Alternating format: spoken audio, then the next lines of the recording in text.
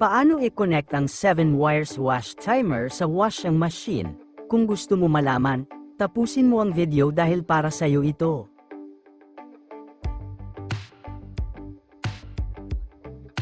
Ang black wire ay nakakonect sa door switch ng dryer at fuse na papunta sa plug.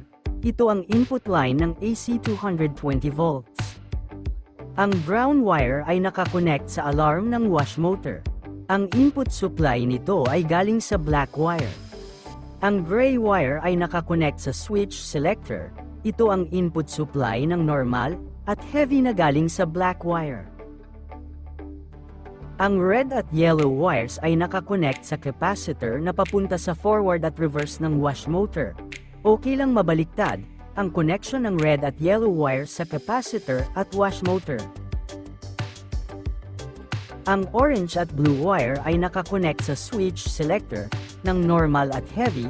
Ang input supply nito ay galing sa gray wire. Yan ang wiring connection ng 7 wires wash timer ng washing machine.